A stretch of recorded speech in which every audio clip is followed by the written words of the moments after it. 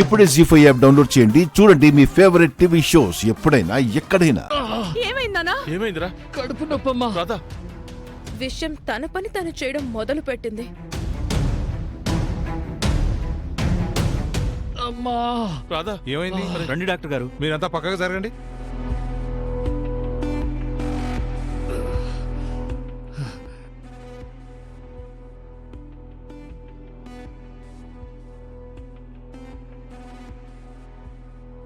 ఇందాక తలనొప్పితో సఫర్ అయ్యాడు, ఇప్పుడు కడుపు నొప్పితో అల్లాడుతున్నాడు. నా కొడుకు ఏమైంది డాక్టర్?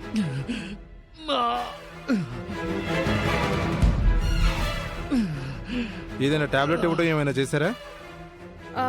ఇంతకు ముందు ఈ పాప నాటు మందు తయారు చేసి ఇచ్చింది, అది తాగించాం. అలాంటి ముందు ఎందుకు వాడారు? ఇంతకు ముందు నాకు ప్రాబ్లం వస్తే తనే మెడిసిన్ ఇచ్చింది డాక్టర్. తనెంత, తన వయసు ఎంత? చదువుకున్న మీరు కూడా ఇలా మాట్లాడితే ఎలా? ప్రస్తుతం మీ అబ్బాయి కండిషన్ సీరియస్ గా ఉంది.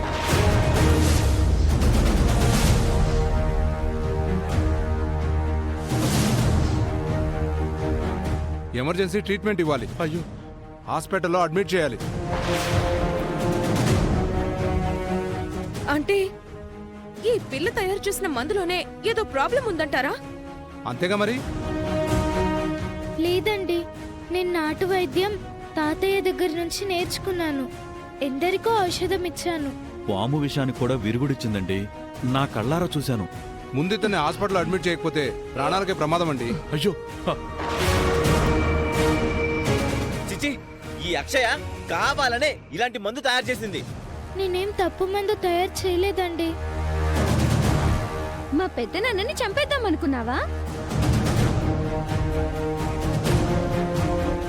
నువ్వు మా ఇంట్లో అడుగు పెట్టిన దగ్గర నుంచి అన్నీ అగ్గిపాలే. అవని వాళ్ళ కూతుర్ని తీసుకొచ్చే వరకు ఇక నీ మొహం మాకు చూపించకు. పో.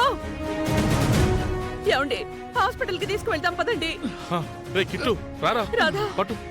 అయ్యో.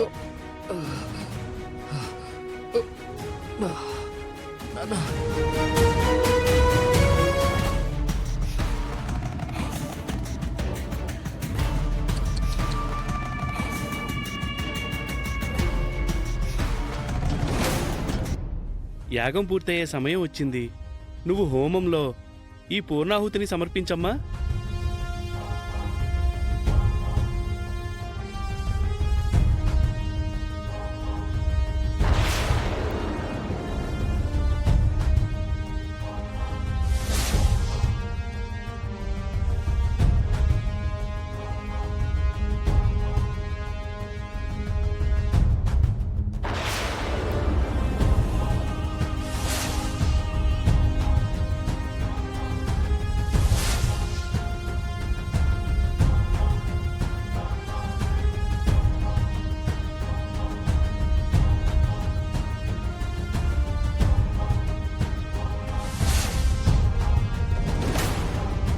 గురుగారు, యాగం సంపూర్ణమైంది. ఇక మేము బయలుదేరతాము. మంచిది. నమస్కారం. వెళ్ళొస్తాం గురుగారు.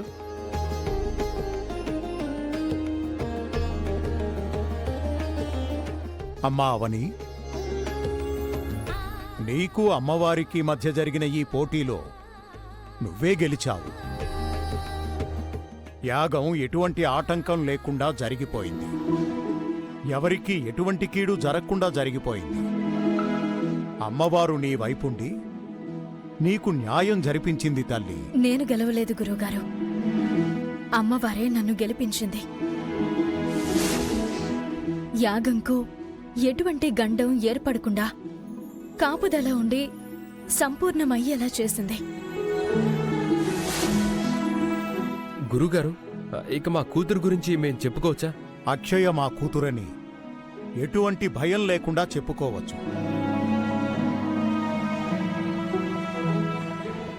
మీరు మీ బిడ్డను దగ్గరకు తీసుకోవచ్చు.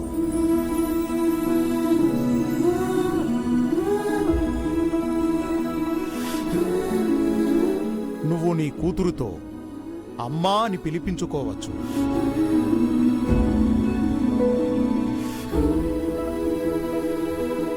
ఇన్ని రోజులు ఆ పిలుపు నిన్ను భయపెట్టింది కదా, ఇప్పుడు సంతోషపెడుతోంది.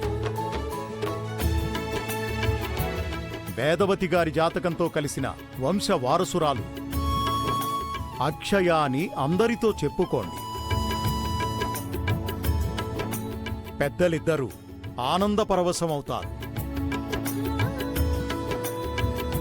పల్లెటూరికి తీసుకువెళ్ళి తన ఆచార వారసత్వాన్ని ముందుకు తీసుకొని వెళ్ళబోయే మనవరాలి గురించి గర్వంగా చెప్పుకుంటారు. పల్లెటూరిలో పెద్ద పండగే జరిపిస్తారు. నా బిడ్డకి ఆ పేరు ప్రఖ్యాతులు, జేజేలు, నీరాజనాలు, ప్రశంసలు, గౌరవాలు అన్నీ తర్వాత సంగతి. ఓ తల్లిగా ముందుగా నేను కోరుకునేదైతే ఒక్కటే, అక్షయ మా బిడ్డ అని అందరికీ తెలియజేయడం. ముందు అది జరగాలి. మిగిలినవన్నీ అమ్మవారి ఆశీర్వాదంతో జరిగిపోతాయి. అవని, అన్ని అడ్డంకులు తొలగిపోయాయి. ఇన్ని రోజులు దాచుకున్న నిజాన్ని బయట పెడదాం పద. మేమింకా బయలుదేరతాం స్వామి. శుభం భూయాత్.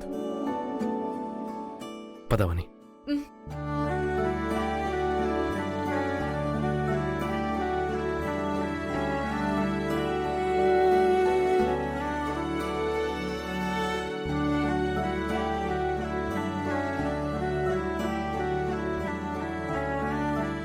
ఓ బిడ్డగా, ఓ కోడలిగా, ఓ తల్లిగా అన్ని పాత్రల్లోనూ నిన్ను మించినవారు ఉండరమ్మా. ఆడజాతికి ఆదర్శం నువ్వు.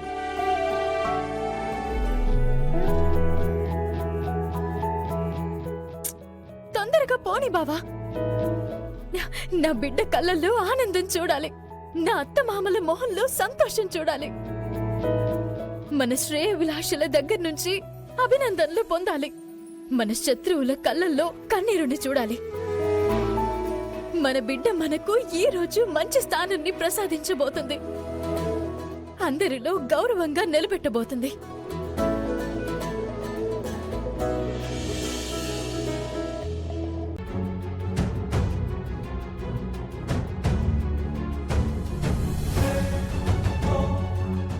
అవని వాళ్ళు వాళ్ళ కూతుర్ని తీసుకొచ్చేంత వరకు నువ్వు నీ మొహం మాకు చూపించుకు. పో.